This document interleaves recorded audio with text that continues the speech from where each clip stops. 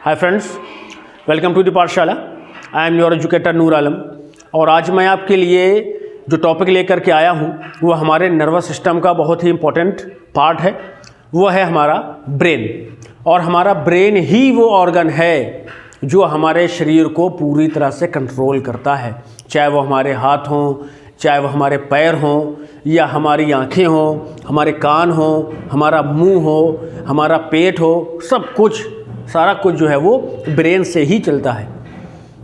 यहाँ तक कि ये तो हमारी बाहरी चीज़ें हैं जो हमारे अंदर हैं। हार्ट बीट हमारी जो सांस चलती रहती है, हमारे अंदर जो ब्लड सर्कुलेशन होता है, ये सारी चीज़ें किस पर डिपेंड है? सिर्फ और सिर्फ हमारे ब्रेन पर। तो चलिए शुरू करते हैं। जब हम ब्रेन की बात करते हैं तो ब्रेन क्या है, पहले उसको समझ लेते हैं। ब्रेन जो है वो एक सॉफ्ट टिश्यू का ऑर्गन है, बड़ा ही सॉफ्ट, बड़ा ही कोमल, बड़ा ही नाजुक। और ये इतना नाजुक है कि अगर इसको आप यूँ जा कर के टच करें ना तो आपको बड़ी अजीब सी फीलिंग होगी कि कितनी मुलायम सी चीज़ हमने छू ली है, जो बड़ा मुश्किल होता है आमतौर पर मिलना। जेली के जैसे जेली हम लोग देखते हैं या कभी कभी खाने का भी मौका लग जाता है, तो बिल्कुल उसी तरह से एक लिबलिबा सा पदार्थ होता है। और उसी सॉफ्ट टिश्यूज़ की वजह से ही ये इसमें जो कोमलता है, जो नाजुकी है, वो हमें दिखाई पड़ती है। अच्छा, अब जबकि ये इतना नाजुक है, इतना कोमल है, तो ये सवाल हमारे दिमाग में आ सकता है कि ये फिर ये 60 साल 70 साल तक सुरक्षित कैसे रहता है? तो ये सब कुदरत ने जो हमें चीज़ें दी हैं ना, ये सब उसका कमाल है। और कुदरत ने क्या किया है कि इस कोमल सी चीज़ को प्रोटेक्ट करने के लिए हमारा ये जो स्कुल है ना, इसको 8 क्रेनियम की हड्डियों से बनाया है। यानी जो स्ट्रक्चर है जिसके अंदर हमारा ये ब्रेन रखा हुआ है, वो 8 क्रेनियम हड्डियों से मिलकर के बना है। और ये हमारा जो ब्रेन है डायरेक्ट हड्डी के ढांचे से टच ना हो, इसके लिए इसके ऊपर एक झिल्ली भी लगा दी गई है जिसको मोनोनी जॉइंट कहते हैं। और ये जो झिल्ली है ये प्रोटेक्ट करती है किससे? आपकी हड्डी की दीवारों से। और ये जो स्ट्रक्चर है, जो ये हड्डियों की दीवारें हैं जो हमारे ब्रेन को पूरी तरह से कवर किए हुए हैं, ये हमें बाहरी चीज़ों से हमारे ब्रेन को सुरक्षित रखती है। अब ये बना कैसे है, किन चीज़ों से बना है? तो एक पॉइंट ध्यान रखिए कि ये 2 चीज़ों से मिलकर के बनता है। कितनी चीज़ों से? 2 चीज़ों से। पहले क्या है? Neuron cell. न्यूरॉन सेल क्या होती है? हमारी बॉडी की सबसे बड़ी कोशिका न्यूरॉन सेल होती है। और हमारे मस्तिष्क का करीब 90% भाग इसी न्यूरॉन सेल का बना होता है। और जो बचा हुआ 10% है उसमें आपका न्यूरॉन गिलियल सेल होती है। गिलियल, दोनों में डिफरेंस क्या है? न्यूरॉन सेल में कोशिका विभाजन नहीं होता है। क्यों नहीं होता है? क्योंकि इसमें सेंट्रोसोम नहीं पाया जाता है। जबकि न्यूरॉन गिलियल सेल में क्या होता है? कोशिका विभाजन होता है, यानी इसमें सेंट्रोसोम पाया जाता है। और अगर हमारा मस्तिष्क जो है ना, अगर पूरी तरह से 100% न्यूरॉन सेल से ही बना होता, ये जो ट्यूमर का मामला है या कैंसर की जो समस्या है, जो बड़े रेयर केसेस में कैंसर नज़र आता है, ट्यूमर तो अक्सर हम सुन लेते हैं, तो ये भी हमारे मस्तिष्क में ना हो पाती। क्यों? क्योंकि जब ये जो गिलियल सेल होती हैं तेज़ी से सेंट्रोसोम की उपस्थिति होने के कारण क्या करती हैं? कोशिका विभाजन बहुत तेज़ी से करती हैं, तभी हमारे शरीर के ऑर्गन्स में कैंसर का खतरा होता है। ठीक है, अगर ये 100% न्यूरॉन सेल का बना होता तो हमारे मस्तिष्क में ट्यूमर और कैंसर का खतरा कभी ना आता। ठीक है, तो ये था हमारा ब्रेन, इसकी बनावट और उसमें क्या क्या मौजूद है वो। अब हम बात करते हैं कि ब्रेन एक ही है, लेकिन ये कंट्रोल कितनी चीज़ों को करता है। ये भी बड़े अचंभे की बात है कि एक ब्रेन जो कि हमारा मुश्किल से 1350 से 1400 ग्राम जिसका वज़न होता है, वो हमारे बॉडी के एक एक पार्ट को कंट्रोल करता है, चाहे वो बाहरी हो या अंदरूनी हो। ठीक है, चाहे वो हमारी इच्छाएं हो, हमारा क्रोध हो, हमारा गुस्सा हो, हमारा देखना हो, हमारा सुनना हो, हमारा टच करना हो, हमारा ब्लड सर्कुलेशन हो, हमारा डाइजेशन सिस्टम हो, हमारी हार्ट बीट हो, वो भी, और साथ में ब्रीदिंग, जो हमारी सांस लेने की जो प्रक्रिया है, उसको भी। अब ये संभव कैसे हो पाता है, क्योंकि ये जो ब्रेन है ना, ये 3 भागों से मिलकर के बना होता है। एक तो ये अगला भाग होता है, फिर एक बीच में होता है, और फिर ये बैक साइड होता है। इनको इसी प्रकार से नाम दिए गए हैं। एक होता है आपका फोर ब्रेन, उसके बाद जो बीच वाला भाग है उसको हम मिड ब्रेन कहते हैं, और जो इसके लास्ट नीचे वाला यानी इसके बाद वाला जो पार्ट है वो हमारा हाइंड ब्रेन होता है। हाइंड ब्रेन कहाँ पे होता है? जब आप यहाँ पे देखेंगे तो ये जो कोमल सी जगह आपको दिखती है जो सिर्फ मांस से और स्किन से ढकी हुई है, यहीं पर हमारा हाइंड ब्रेन होता है, जिसे हम छोटा मस्तिष्क भी कहते हैं।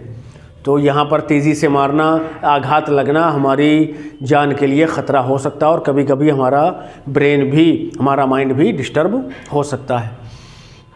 तो चलिए बात करते हैं इनके पार्ट्स की, और इन पार्ट्स का ही जो रोल है हमारे बॉडी को फंक्शन देने का, उसकी भी बात करेंगे। तो सबसे पहले बात करेंगे फोर ब्रेन की। ये जो फोर ब्रेन होता है इसके 3 पार्ट होते हैं। पहला कौन सा होता है आपका? पहला थैमस होता है, फिर इसके बाद जो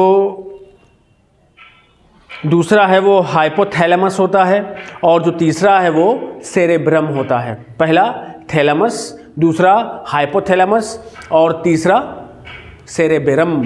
और यहीं पे चाहें तो आप हाइपोथैलेमस के बाद में लिम्बिक सिस्टम को भी जोड़ सकते हैं। इनके सबके अलग अलग फंक्शन हैं, हम उन्हीं के बारे में बात करेंगे। ये जो थैलेमस है इसका काम क्या है?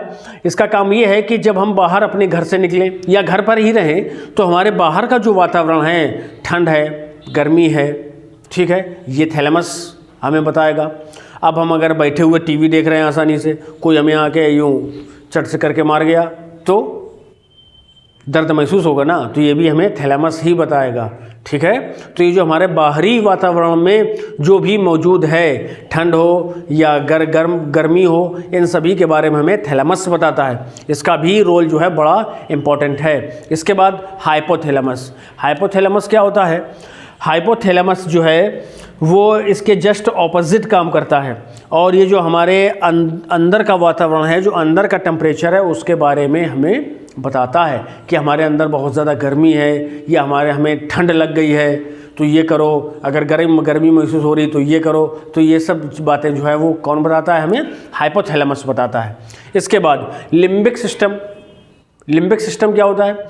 लिम्बिक सिस्टम का जो काम है वो ये है कि जैसे जो नेचुरल सी चीज़ें हैं हमारी बॉडी में, जैसे हमें भूख लगना या प्यास लगना, किसी से डर लगना, किसी के ऊपर गुस्सा आ जाना, किसी से बहुत ज़्यादा प्यार करना, किसी से बहुत ज़्यादा नफ़रत करना, ये सारी चीज़ें कौन बताता है हमें? Limbic system.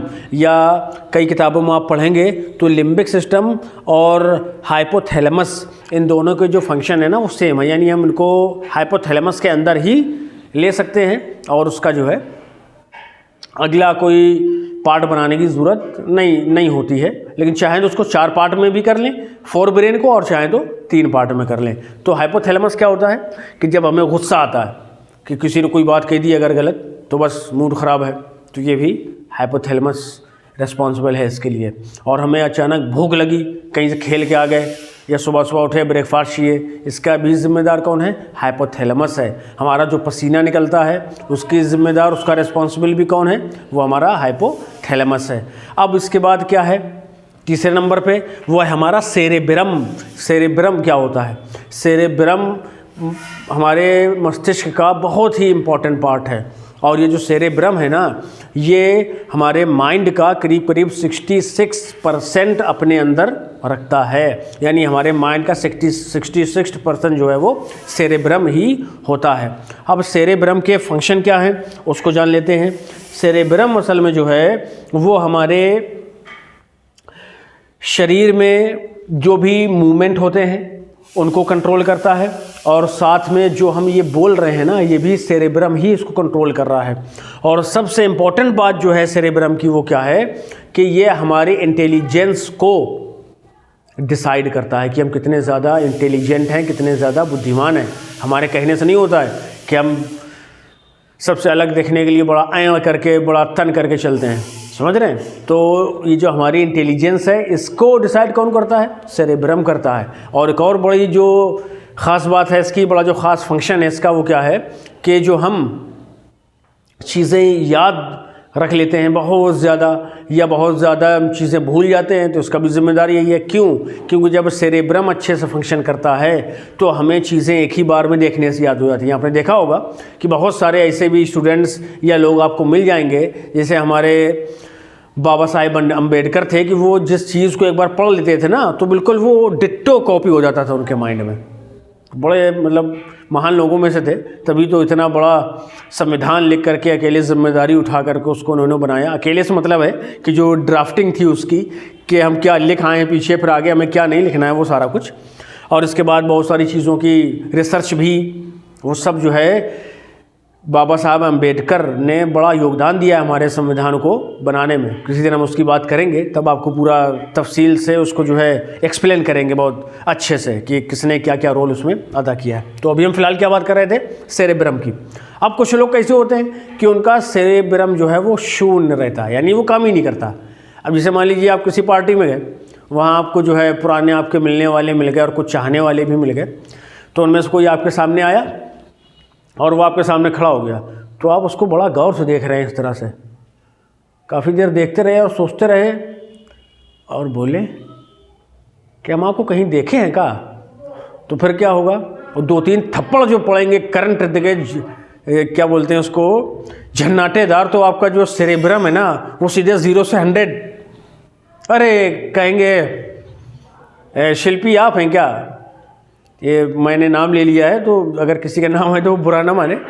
मान लीजिए किसी को कोई मित्र हैं, गर्लफ्रेंड जो अक्सर होती हैं, ये उनके लिए बात कर रही है, बॉयफ्रेंड जो दोस्त होते हैं हमारे, उनके साथ भी यही केसेस हो सकते हैं।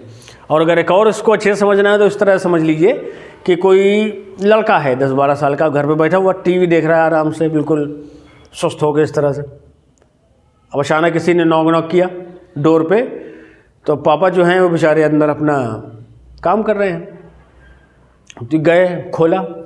अब जब उन्होंने दरवाज़ा खोला तो जो भी था तो वो उसको बहुत गौर से देख रहे हैं। कुछ देर देखने के बाद फिर ये अपने डैडी से कहते हैं कि पापा देखिए कौन आया है।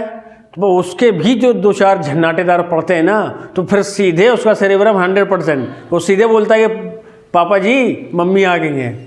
समझ रहे हैं? तो ये सेरेब्रम का काम है। क्या काम है? मेमोरी को तेज़ रखना या उससे कम रखना और हमारी इंटेलिजेंस को भी डिसाइड करना। तो ये था हमारा फोर ब्रेन। अब हम बात करते हैं मिड ब्रेन की। मिड ब्रेन की स्थिति क्या है? मिड ब्रेन जो है वो फोर ब्रेन और हाइंड ब्रेन के बीच में स्थित होता है। और जब हम मिड ब्रेन की बात करते हैं तो इसके भी फंक्शन जो हैं हमारी बॉडी में अलग अलग हैं। और इसके जो है प्रकार हैं जो वो 2 प्रकार हैं। एक तो कार्पोरा होता है और दूसरा जो है वो सेरेबेरल होता है। और ये जो कार्पोरा है ना, ये कार्पोरा हमें हमारे सेरेब्रम की मदद से हम जो देखते हैं या सुनते हैं उसको जो है सेरेब्रम तक उसके सिग्नल को पहुंचाता है। तो सेरेब्रम फिर हमें बताता है कि असल में हमने क्या देखा या हमने क्या सुना।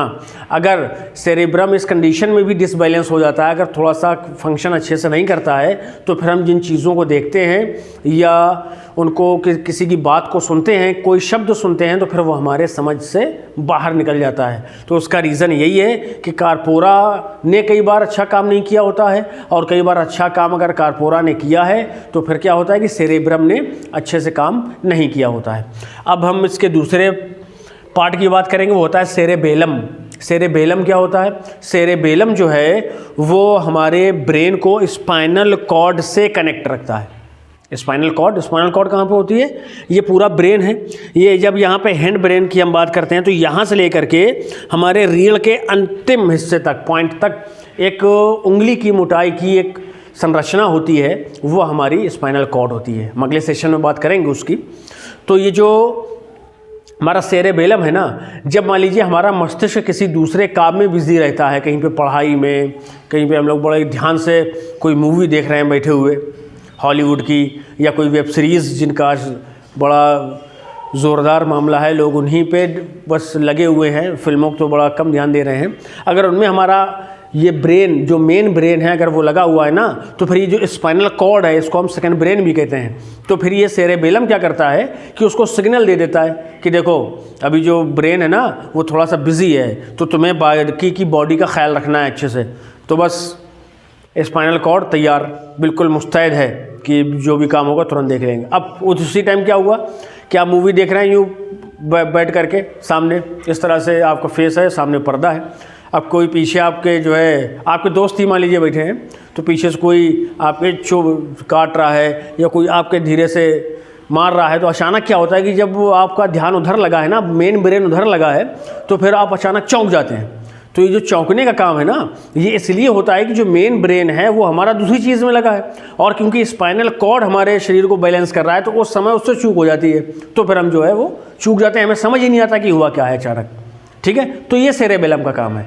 तो इसके दो पार्ट होते हैं। कार्पोरा जो क्या करता है, हमारे देखने और सुनने को हमारे सेरेब्रम को पहुंचा करके वो उसे पहचानता है, और सेरेबेलम क्या करता है, हमारे मेन ब्रेन को सेकेंड ब्रेन यानी स्पाइनल कॉर्ड से जोड़े रखता है, कनेक्ट रखता है, कि जब मेन मस्तिष्क बिजी होगा तो जो सेकेंड ब्रेन है वो उसको कंट्रोल रखेगा।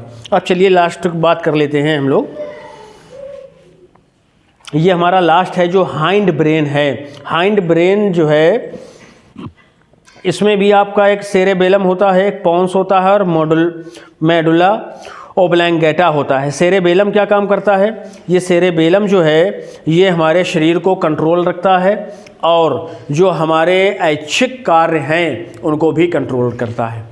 ऐच्छिक कार्य समझते हैं, जैसे मान लीजिए हमसे कोई कहते गाना गाइए, नहीं गाएंगे भाई, हमारी मर्जी, ये हमारी इच्छा के ऊपर है, तो ये ऐच्छिक हो गया। अगर कोई कहते कि चलिए ये काम कर दीजिए, वो काम कर दीजिए, तो ये भी ऐच्छिक है ना। जब तक हम नहीं चाहेंगे तो हमारी बॉडी का कोई पार्ट नहीं काम करने वाला है। ठीक है, कुछ जो हमारे कंट्रोल में हैं, जो वॉलंटरी हैं, ठीक है, और जिन्हें जो है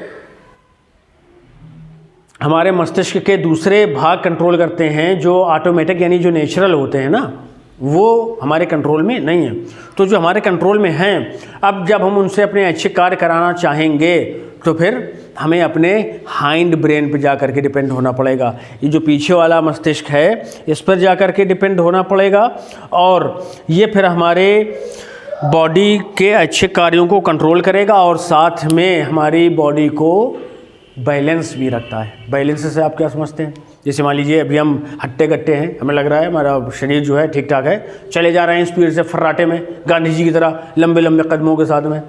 लेकिन जब आप देखेंगे कि कोई कमज़ोर व्यक्ति है, कोई बूढ़ा है, तो उसके थोड़ा सा चलने में दिक्कत होती है, कोई झुक कर के चल रहा हो, तो खैर हड्डियों में या मांसपेशियों में कमी की वजह से है। लेकिन जैसे आप किसी शराबी को देखें तो उसका एक पैर उत्तर, तो दूसरा पैर पश्चिम, फिर तीसरा पैर दक्षिण, तो अगला पैर फिर उत्तर में पड़ा जाके, ठीक है ना, तो पूरे रोड में झूमता हुआ चलता है। तो उस कंडीशन में इसका जो सेरेबेलम है वो काम नहीं करता है। ठीक है, जब सेरेबेलम ही काम नहीं करेगा तो मानी सी बात है बॉडी का कंट्रोल या बैलेंस नहीं बन पाएगा। इसी तरह से आप एक और एग्जांपल समझ सकते हैं कि आपने अक्सर देखा होगा कि सर्कस में बड़े हों या छोटे हों, उनमें क्या होता है कि छोटे छोटे से बच्चे जो हैं वो एक लाठी पकड़ करके यूँ रस्सियों में चलने लगते हैं। तो वो उन्होंने क्या कर रखा होता है कि अपने सेरेबेलम को कंट्रोल कर रखा होता है, और जब सेरेबेलम कंट्रोल होता है तो फिर उनकी बॉडी का जो बैलेंस है वो उन्हीं के अकॉर्डिंग चलता है। ठीक है, अब इसका अगला पार्ट क्या है उसको समझ लेते हैं। इसका जो अगला पार्ट है वो है हमारा पोन्स, और ये जो पोन्स है ये मेडुला के ऊपर होता है, और ये हमारी नींद को कंट्रोल करता है और हमारी सांसों को भी कंट्रोल करता है। नींद मतलब अच्छे से नींद आ रही है या ख़राब नींद आ रही है, तो इसका ज़िम्मेदार ये हमारे हाइंड ब्रेन का सेकेंड पार्ट है जिसको हम पोन्स कहते हैं। और अगर आपको सांस लेने में दिक्कत हो रही है तो और भी रीज़न हो सकते हैं, लेकिन अक्सर जो इसका रीज़न होता है वो हमारे हाइंड ब्रेन का जो पार्ट है पोन्स वो होता है। ठीक है, अब इसके लास्ट की बात कर लें तो मेडुला ओब्लैंगेटा। मेडुला ओब्लैंगेटा क्या होता है, ये हमारे शरीर में जो नेचुरल एक्शन होते हैं, यानी हमारे शरीर में जो भी नेचुरल काम होते हैं ना, जैसे मान लीजिए हम सांस ले रहे हैं, ऑटोमेटिक है, नेचुरल है, और हमारा दिल जो है वो बीट कर रहा है, ये भी नॉर्मल है। लेकिन कभी कभी ये एबनॉर्मल हो जाता है। वो कब, जब आप किसी को देख लेते हैं ठीक है। अब जैसे मान लीजिए कहीं पे बैठे हुए हैं, कोई बड़ा स्मार्ट सा बंदा जो है निकल के चला जा रहा है, तो आपकी नज़र जो है यूँ ही रहेगी, और कभी कभी क्या होगा कि आप जो है गिरने की भी कंडीशन में आ जाएंगे। ठीक है, तो ये अब नॉर्मल कंडीशन है, ये भी आपकी ओब्लंगेटा से ही क्या है, संबंधित है। अच्छा, इसके बाद ब्लड सर्कुलेशन क्या है? ब्लड सर्कुलेशन, जो हमारे बॉडी में ब्लड सर्कुलेट होता है, लेकर के हार्ट से पूरे एक एक नर्व में जाता है, पूरे शरीर को चलायमान रखता है, वो भी आपका जो है ओब्लंगेटा ही, मेडुला ओब्लंगेटा कंट्रोल करता है। इसके बाद जो सबसे इम्पॉर्टेंट है वो क्या है? डाइजेशन, हमारा पाचन। मान लीजिए हम कुछ खाएं और ओब्लंगेटा जो है वो और कुछ देर सोचा आराम कर लें, तो पता चला वो डाइजेस्ट हुआ नहीं, तो हम लुटिया लिए जो है वो खेत की तरफ दौड़े चले जा रहे हैं, फिर लौट के आए, फिर भूख लगी, फिर खा लिया, फिर दौड़े चले जा रहे हैं। तो बस इधर खा रहे हैं, उधर जा रहे हैं, यहाँ अंदर ले रहे हैं, वहाँ बाहर निकाल रहे हैं। तो ये कंडीशन कब होती है? जब मेडुला ओब्लंगेटा जो है वो सही से फंक्शन नहीं करता है। ठीक है भाई, तो ये जो सेशन था हमारा on the topic of brain, which is one of the most important organ of our body and our nervous system। तो इसको आप बार बार देखिए ताकि जो कॉमन सी चीज़ें हैं ना आपको पता लग जाएं, और इनके जो पार्ट हैं उनको भी याद रखिए। और ये जो आपके एग्ज़ाम्स होते हैं जिनमें अक्सर बायो या जीएस जनरल साइंस के क्वेश्चन पूछे जाते हैं, तो उनके लिए भी बड़ा इंपॉर्टेंट पार्ट है ये। ठीक है फ्रेंड्स, अगर वीडियो अच्छा लगे तो लाइक शेयर ज़रूर कीजिए, और साथ में चैनल को सब्सक्राइब भी कर लीजिए। तो चलिए मिलते हैं अगले सेशन में। Till then bye bye, have a nice day.